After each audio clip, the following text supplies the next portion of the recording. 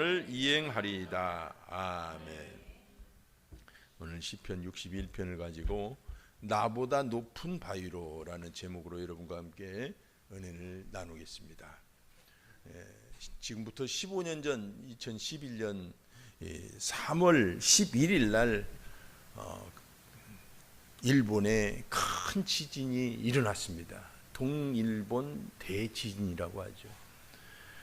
그래서 후쿠시마 원전이 한 기가 폭발을 하고 지금까지도 아마 수십 년 이내에는 사람도 들어가지 못하는 그런 땅이 될 것입니다. 그래서 그 수산물들 피해 때문에 논란이 많잖아요. 제가 그 해에 미국을 간 적이 있어요. 그때 함께 동행했던 일본인 목사님이 에이수 수보이라는 목사님인데 키가 좀 작으신 분인데 그 후쿠시마 인근에서 목회를 하시는 분이에요. 그래서 방사능 위험이 없냐고 그러니까 무릅쓰고 한다는 것입니다. 그래서 여기다 선량계를 하나 가지고 다닌다는 거예요. 선량계가 뭐냐면 방사능을 측정하는 하루 동안 또는 시간 안에 얼마나 내가 피폭을 받았나. 그래서 딱 그 기준치가 있거든요. 그 기준치를 넘으면 안 됩니다. 그래서 빨리 다른 장소로 옮기고 그래야 되거든요. 그렇게 하고 목숨을 걸고 지금도 그렇게 잘 사역을 하고 있습니다. 근데 그때 희생된 분들이 공식적으로 몇 명이냐면 사망자가 22,230명이에요. 이 중에는 이제 실종자가 포함이 돼서. 근데 90%가 죽은 자, 사망자 90%가 쓰나미에 익사하신 것입니다. 그 영상들 보세요. 막 시속 몇십 킬로로 달려드는 거 어떻게 피해요? 차로도 못 피하는 것입니다. 그래서 그냥 그대로 집이고 차고 배고 그냥 사람이고 전부 쓸어가 버리는 그 참혹한 모습을 우리가 영상을 통해서 자주 봤지 않습니까? 그래서 그때 이제 그래도 살 수 있는 방법은 없어요. 없습니다. 오직 한 가지 높은 곳으로 도망가는 거예요. 다행히 인근에 야산이 있거나 그러면 빨리 도망가서 그 영상을 찍은 분들이 그렇게 올렸죠. 그래서 살아남은 분들이 그러니까 높은 곳으로 도망을 가야 되는 것입니다. 우리 인생을 살다 보면 이와 같이 인생 쓰나미가 그렇게 몰려들 때가 많아요. 과중한 업무도 인생 쓰나미일 수도 있습니다. 내 삶과 행복과 신앙을 흔들어 버릴 정도로 업무가 많다면 그건 쓰나미예요. 쓰나미. 문제와 염려가 내게 수시로 닥치지 않습니까? 문제에 쌓여 있어요. 어떤 사람 민감하신 분들은 문제 막 아닌 괜찮은 문제도 문제처럼 여겨서 짊어지고 다니신 분이 있잖아요. 그러면 이것이 나에게는 쓰나미처럼 밀려오는 것입니다. 두려움, 순식간에 밀려와요. 피해야 됩니다. 어떤 사람은 고독이 밀려온대요. 고독이. 배호의 그 안개 속에 가버린 사람 그 노래 있잖아요. 고독이 밀려오면 안개 그러면서 부르는 노래 기억이 나는데 여러분 지난주 여러분에게 밀려온 쓰나미는 뭡니까? 염려 있을 수도 있고 또는 두려움일 수도 있고 다양한 쓰나미가 우리를 수시로 덮쳐오는 것입니다. 그래서 우리는 이 쓰나미를 어떻게 대처하느냐에 따라서 행복을 누릴 수도 있고 빼앗길 수도 있고 그러는 거예요.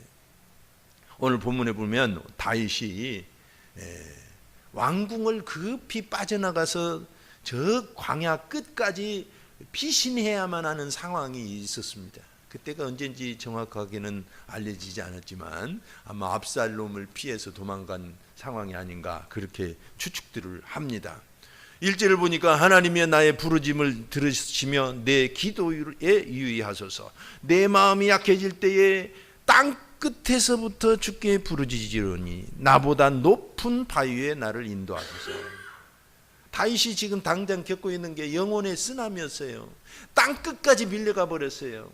그곳에서 또 어떤 일이 있을지 모릅니다. 그래서 나를 높은 곳에 인도해 달라고 그렇게 기도하고 있는 거예요. 이 놀라운 것입니다. 여러분 염려와 두려움과 걱정이 있으면 높은 곳으로 도망가야지 그곳에 있다가는 죽습니다. 그래서 예수님께서도 환난 때에 마태복음 24장 16절을 보니까 그때에 유대에 있는 자들은 산으로 도망할지어다 그랬습니다. 이 말은 높은 곳으로 가란 얘기입니다. 높은 곳으로. 그러면 나보다 높은 곳이 어딜까요? 어디예요? 찬송가 491장을 보면 저 높은 곳을 향하여 날마다 나아갑니다. 이따 부를 찬송이 있는데 거기 가사들을 쭉 보니까 어떻게 나아가냐면 천국을 소망하면서 나아갑니다. 기도를 하면서 믿음으로 나아갑니다. 그리고 또 영적 싸움을 통해서 나아갑니다. 하나님의 영광을 기대하면서 나아갑니다. 이렇게 나아가는 방법에 대해서 가사가 자세히 얘기를 해줘요. 근데 오늘 본문은 뭐라고 말씀하시는지를 우리가 한번 살펴볼 필요가 있습니다. 여러분, 인생이 우리가 살다 보면 내가 피할 곳, 높은 곳이라고 생각하는 것들이 뭡니까? 나름대로 높은 곳이라고 생각하고 있는 것들이 있잖아요. 제가 문제가 있으면 저곳으로 피하리라. 정해놓은 것들이 있어요. 우리가 살다 보면 정말 수시로 이 쓰나미가 밀려오거든요. 우리는 피할 곳을 정해놔야 됩니다. 우리가 사람들은 보면 권력에 줄을 서고 또 재물을 쌓고 왜 그래요? 피하고 싶어서 그러는 것입니다. 그렇게라도 지푸라기라도 잡는 심정으로 내 영혼을 피하려고 나보다 높은 무엇을 의지하려고 하는 것입니다. 그런데 시편 146편 3절을 보면 귀인들을 의지하지 말며 도울 힘이 없는 인생도 의지하지 말지니 그러셨어요.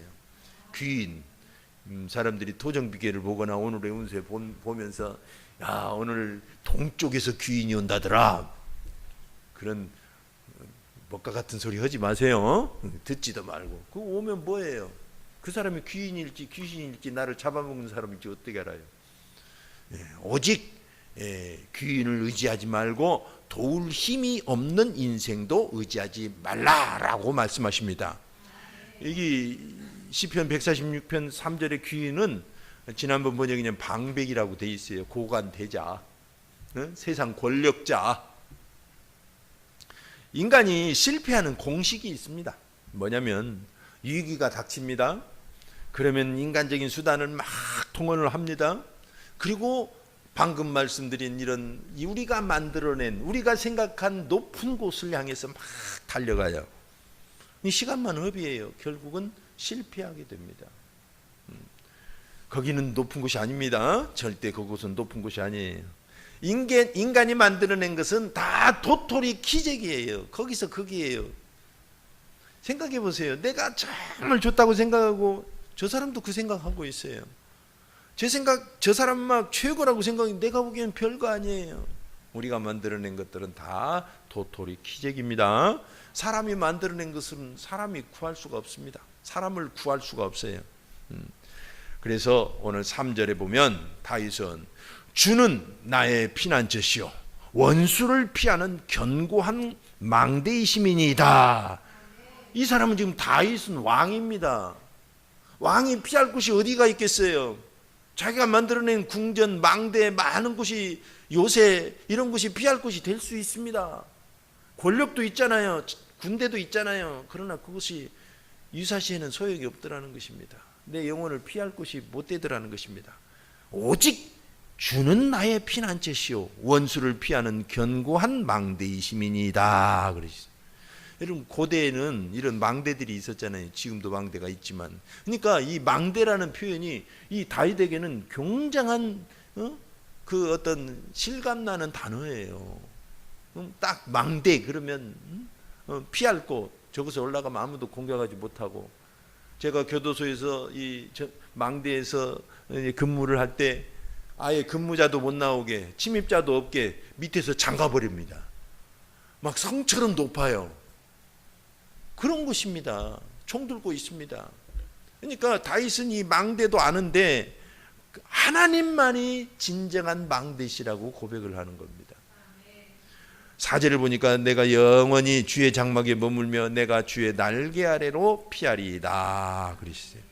예수님은 이 땅에 오셔가지고 이런 삶을 몸에 실천하셨어요. 요한복음 2장 24절 25절 보니까 사람들이 막 예수님이 좋다고 인기가 올라가니까 막 몰려듭니다. 우리 같으면 야, 요즘 같은 선거가 끝났지만 유권자들 몰려오는구나 좋아했겠죠. 사람들이 진짜로 막 예수님을 향해서 왕을 삼으려고 했어요. 그래야 로마의 그 학정에서 벗어난다고 생각을 한 거예요. 근데 예수님은 오히려 뭐라고 말씀하시냐면, 예수는 그의 몸을 그들에게 의탁하지 아니하셨으니 이는 친히 모든 사람을 아심이요 또 사람에 대하여 누구의 증언도 받으실 필요가 없었으니 이는 그가 친히 사람의 속에 있는 것을 아셨음이니라 그랬어요. 여러분, 예수님이 이 땅에 계실 때 사람은 사랑하는 대상이었지만 의지할 대상은 아니었어요. 우리 인생도 그래야 됩니다.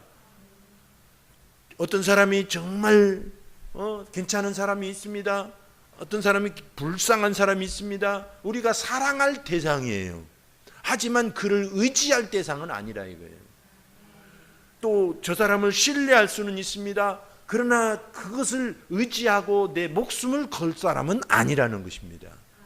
이 구분을 잘해야 됩니다. 사람 믿지 말라고 그러면 어떻게 불신하고 세상을 삽니까? 그렇게 말하는데 그게 아니라 사람을 의지하지 말라는 겁니다. 신뢰하되 의지하지 말라 이거예요. 저 사람 신뢰하세요. 저 사람 신뢰하세요. 그러나 의지하지 마세요.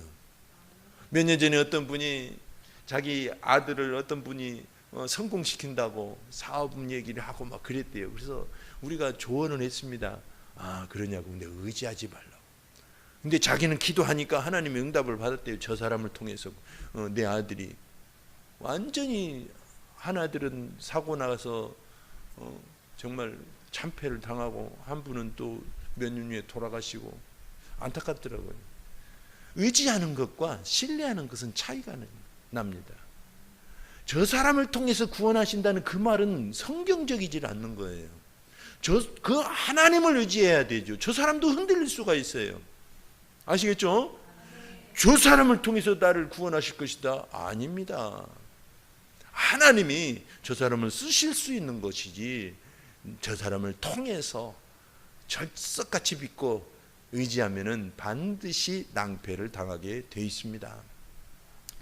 그래서 여러분, 피조물은 50보 100보예요. 주님만이 높은 바위가 되시는 것입니다. 그래서 우리가 주님께 피하면, 주님께 반석 위에 올라가면 우리를 어떤 쓰나미도 범접하지 못하는 것입니다. 대단히 중요하죠. 그래서 세상 쓰나미도 범접 못하는, 근접하지 못하는 십자가를 우리는 붙드는 것입니다. 십자가를 붙들면 갈라디아서 6장 14절 말씀처럼 세상이 나를 대하여 십자가에 못 박겠다 그러셨어요. 그때 못 박힐 때 세상이 못 박힌 것입니다. 세상의 쓰나미가 못 박힌 거예요. 세상의 염려와 가치관이 못 박힌 것입니다. 두려움이 못 박힌 거예요.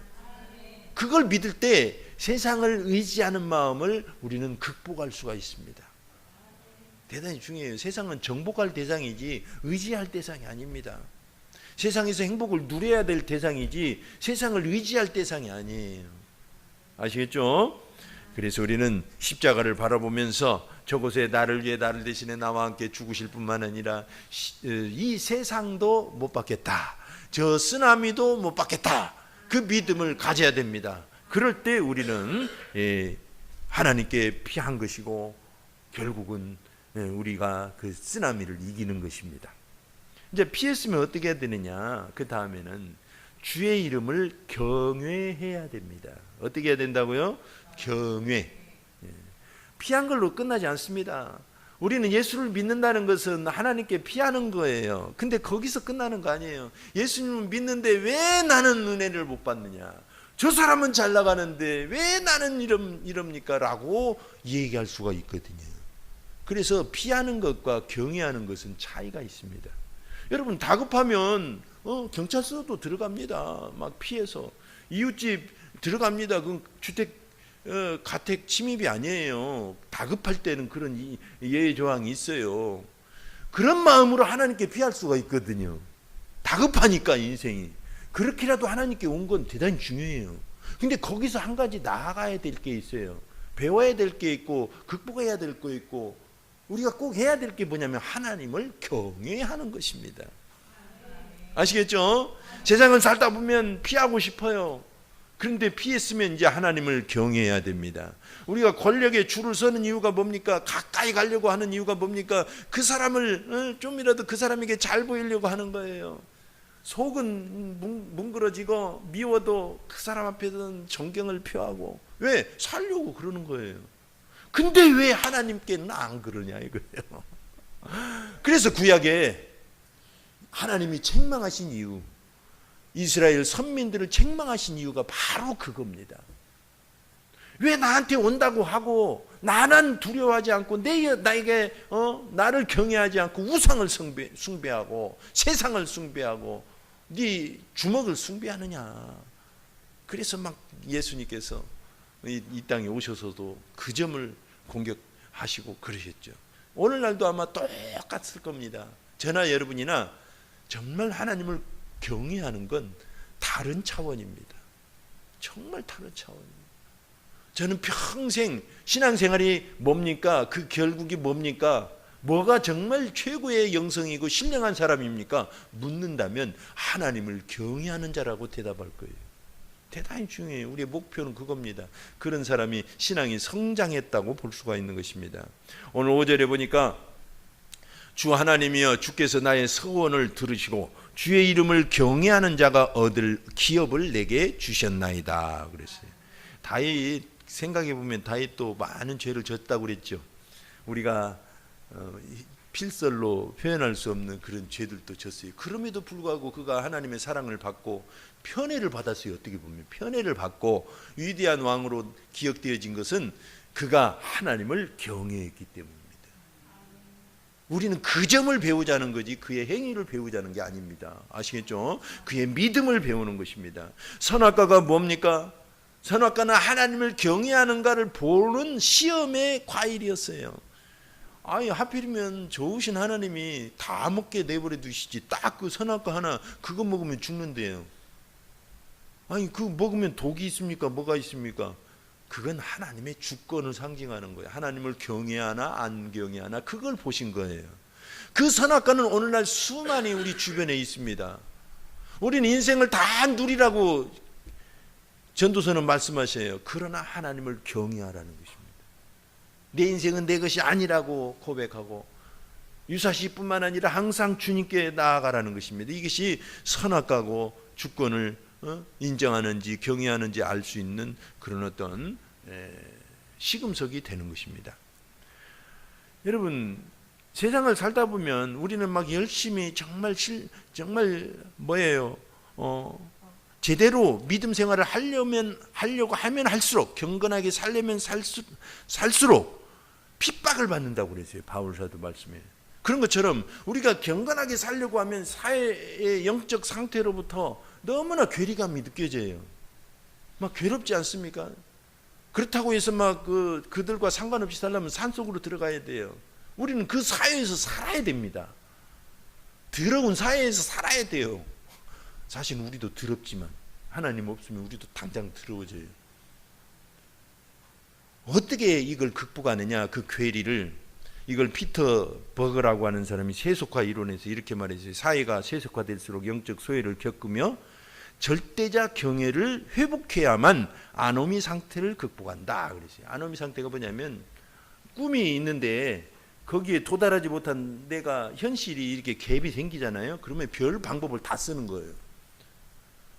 열심히 노력하든지 아니면 막 사기를 치든지 아니면 포기를 하든지 거기서 그 갭에서 우울증도 생겨요.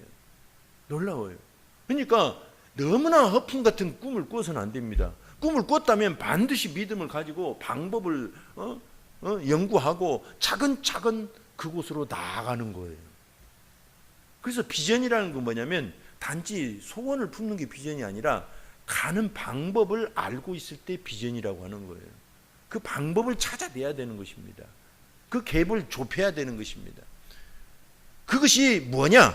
이 사회는 저렇게 엉망인데 나는 제대로 믿어보고 싶은데 그 갭이 뭐냐? 하나님을 경외하는 것이라는 것입니다. 놀랍죠? 그 말이 참 딱 맞는 거예요. 하나님 절대자를 경외하는 것이 아노미를 극복하는 것이다. 아노미 상태를 극복하는 것이다. 그렇게 말해요. 여러분 인생 행복하게 사시길 바랍니다. 그러나 주님을 기억하라는 것입니다. 항상 전도서 12장 1절 너는 청년의 때에 너의 창조주를 기억하라. 곧 곤고한 날이 이르기 전에 나는 아무 낙이 없다고 할 해들이 가깝기 전에. 지금 말이죠. 사회는 제4차 산업혁명인지 뭔지 막 소용돌이 치고 있어요. 우리는 이렇게 아무렇지 않은 들 우리 일을 하고 있지만 이 AI라는 것이 나타나가지고 직업을 다 빼앗고 있습니다. 막 고래처럼 흡수하고 있어요. 주변 보세요. 이제 그거 어쩔 수 없이 핸드폰 모르면 그만큼 손해 보는 것처럼 그건 차원이 달라요. AI는. 이건 내 취향이 아니더라도 그걸 알아야만 극복할 수 있는 사회가 되어버렸어요. 그래야 막 능률이 오르고 여러분 나중에 다음 주쯤 제가 AI로 만든 거 이렇게 우리가 함께 쓰려고 공개하려고 하거든요. 너무너무 기가 막혀요. 근데 여기다가 피지컬 AI가 지금 생겨나고 있잖아요. 몸을 가진 AI, 로봇, 휴머노이드. 이제 웬만하면 일자리 다 뺏깁니다. 지금 삼성이 막 저렇게 노조들이 저러니까 자동화 시키겠다고 해버리는 거예요. 막. 그러면 그렇지 않아도 몇 억씩 막 연봉 되던 사람 평균 2억 9천인가 뭐 그런다더라고. 그런데 데모하고 막 그러잖아요. 더 달라고. 일자리 다 뺏긴 거예요. 이제 몇 년 안에. 저렇게 하면 안 돼요. 지금 다행히 노조가 참패를 당했죠. 저도 노동자들을 안타깝게 생각하는 마음이 있지만 전체적인 사회를 봐야죠. 어쨌든 AI는 지금 사회를 완전히 바꿔놓고 있어요. 그러면 이 AI 리터러시라고 하는 그것에서 뒤처지니까 소외감을 느낄 수 있습니다. 불안감을 느낄 수가 있어요. 우리 성도들은 다양한 생각이 들 수가 있습니다. AI가 신처럼 막 군림하니까 이럴 때 이런 사회를 살아갈수록 우리가 잃지 말아야 될 게 하나님을 향한 경외심입니다. 대단히 중요해요. 하나님을 경외하는 거예요.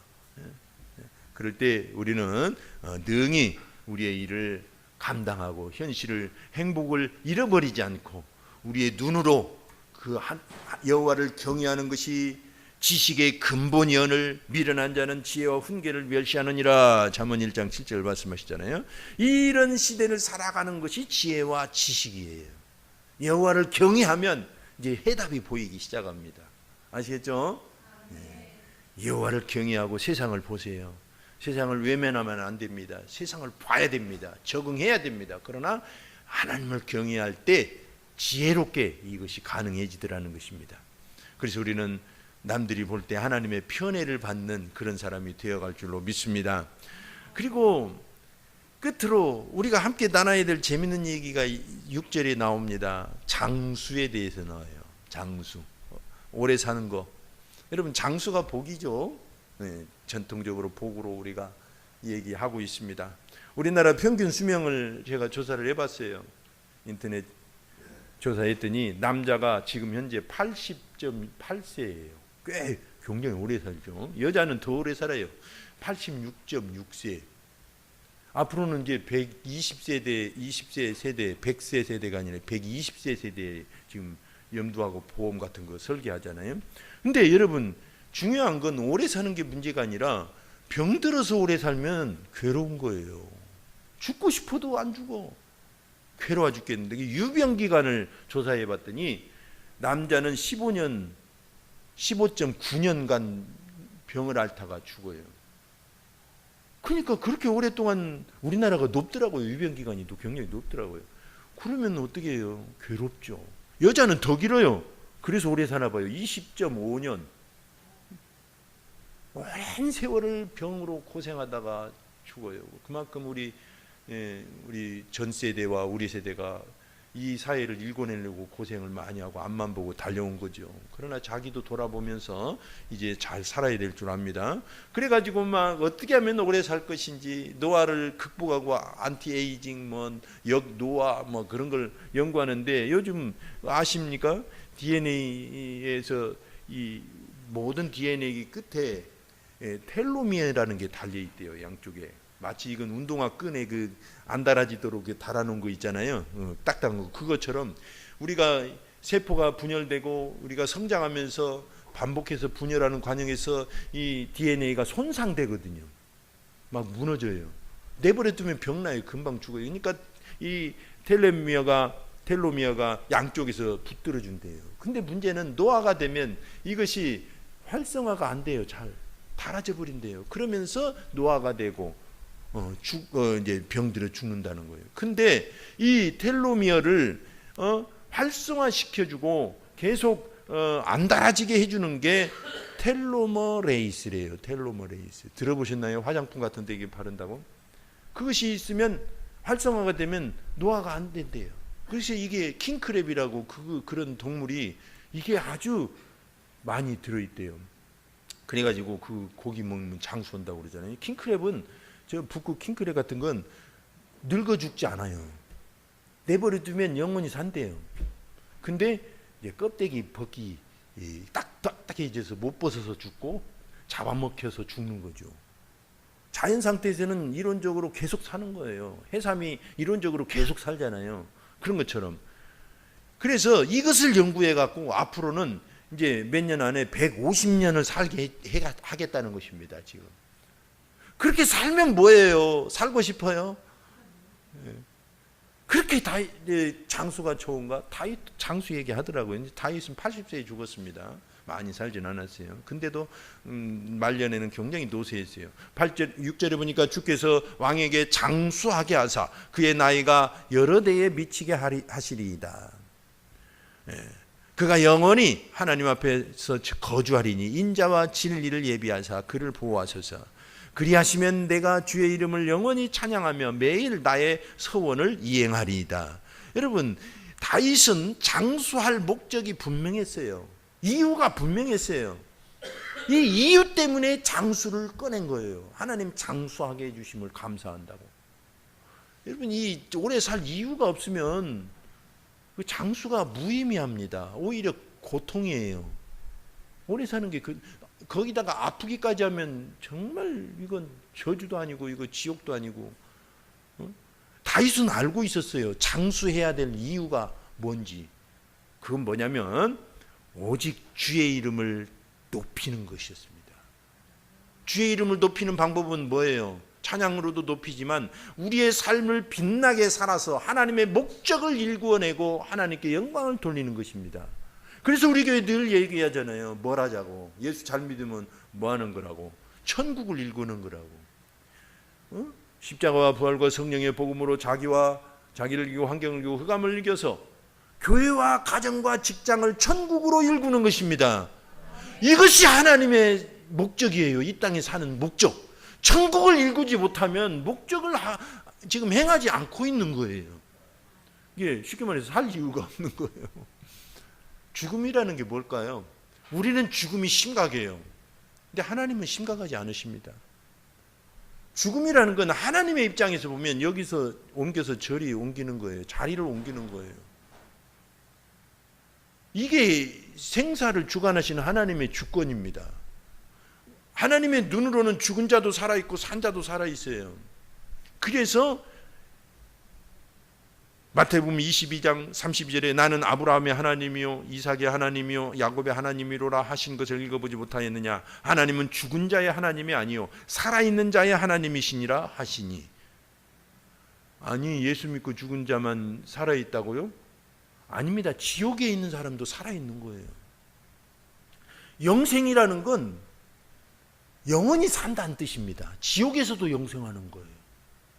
단지 우리가 원하는 영생은 하나님의 생명으로 천국에서 영생하자는 것입니다. 사람은 죽진 않아요. 그러니까 하나님의 입장에서는 여기서 저리 옮기는 거예요. 그러면 우리는 생각하죠. 젊어서 죽으면 저 사람 쓸모 있었는데 하나님께서 쓰시려고 데려갔구나. 천만의 말씀 만만의 콩떡입니다. 하나님은 천국에는 인재가 차고 넘쳐요. 이 땅에서 쓸모가 없어서 데려갔는지도 몰라요. 그러니까 여러분, 살려주신 것을 감사해야 됩니다. 지금 살고 있는 것에 대해서 의미를 찾아야 되는 것입니다. 아시겠죠? 대단히 중요해요. 우리 신학교 다닐 때 어떤 분이 그러더라고요. 어떤 후배인가 선배인가 후배로 기억.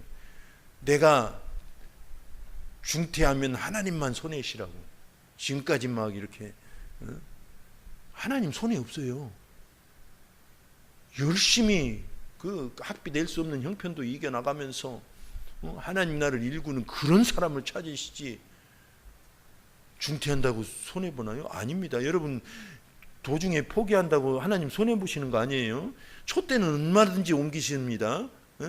하나님의 주권은 얼마든지 있어요. 하나님의 나라는 침노하는 자의 것이고 하나님의 나라를 일구자 하는 자에게 막 복을 주셔요. 그래갖고 그런 사람을 찾으세요. 막 세상에 믿음으로 하나님의 나라를 일구고자 하는 사람에게 주시려고 이렇게 막 창고가 차고 넘쳐 있어요.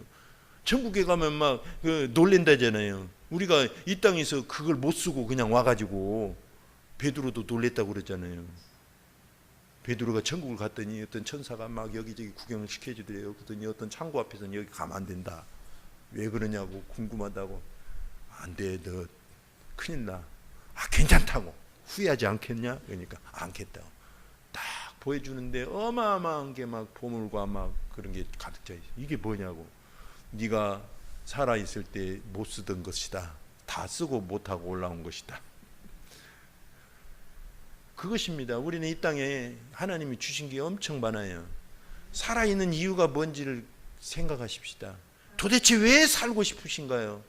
우리는 생존 본능이 있어가지고 그냥 살고 싶어요. 근데 목적을 못 찾으면 끝까지 방황합니다. 괴롭습니다. 목적은 뭡니까?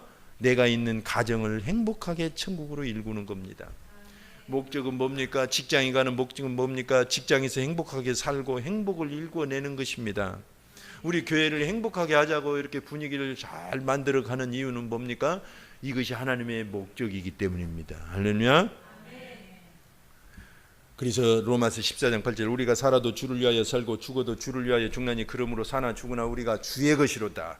바울도 그런 인생을 살았어요.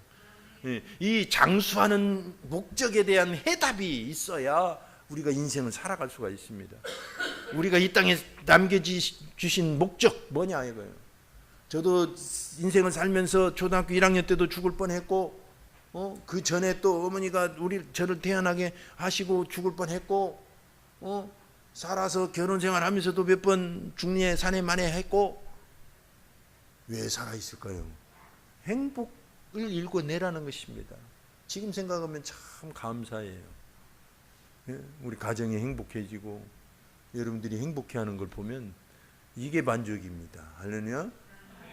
그래서 바울은 빌보서 1장 23절 24절에 내가 이 둘 사이에 끼었으니 차라리 세상을 떠나서 그리스도와 함께 있는 것이 훨씬 더 좋은 일이라 그렇게 하고 싶으나 내가 육신으로 있는 것이 너희를 위하여 더 유익하리라 그랬어요. 우리 이 땅에 살면서 분명한 목적을 가집시다. 우리가 뭐 해외에 나가서 선교하라는 거 아닙니다. 여러분 재산을 다 바쳐서 뭘 하라는 것도 아닙니다. 우리 주변에서 행복을 일궈내는 것입니다. 그러려면 내 성질머리를 이겨야 되고 그러려면 내 생각을 내려놔야 되고 잘못된 목적을 내려놔야 되고 주님의 십자가를 바라봐야 돼요. 십자가를 바라보면 그렇게 됩니다. 할렐루야. 우리는 늘 영적 쓰나미 앞에 서 있습니다. 우리는 높은 바위이신 예수 그리스도께로 피하고 그분을 경외하고 그리고 또 우리가 생명으로 우리의 사명을 다할 때 우리는 영적 쓰나미를 능히 극복하고 하나님의 영광을 드러낼 것입니다. 날마다 승리하는 여러분을 축복합니다. 기도하겠습니다. 이 시간 합심해서 기도할 때 하나님 참으로 우리는 나보다 높은 바위로 피하길 원합니다. 인간이 만들어낸 바위는 다 그렇고 그런데 주님이 나의 높은 바위가 되시나이다. 주님만이 나의 피할 바위가 되시나이다. 주님을 경외합니다. 내가 사는 목적을 분명히 하겠습니다 하고 기도합시다.